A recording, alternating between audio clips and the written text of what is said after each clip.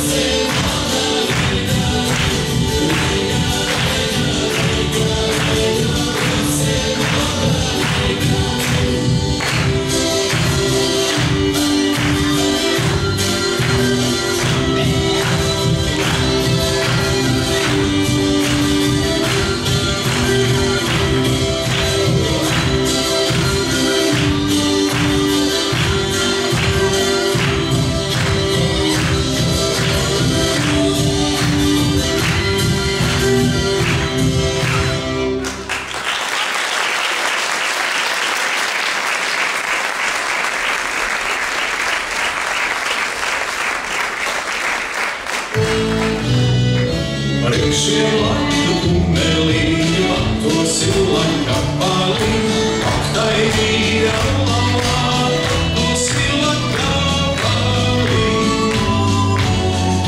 Lai atrastu ingavīju, lai atrastu neguļot, aktai vīra lalā, lai atrastu neguļot. Labdien tautu labulīņa, nāku savas vajadzības, aktai vīra lalā, nāku savas vajadzības.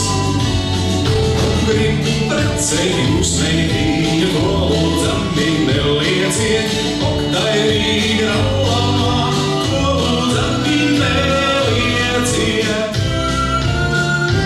Roze gaisu izstāvīju, tautu tēvu gaidījām, roze gaisu izstāvīju, tautu tēvu gaidījām. Kāda nāca tautu dēls lauku rozes pagultē, kāda nāca tautu dēls lauku rozes pagultē.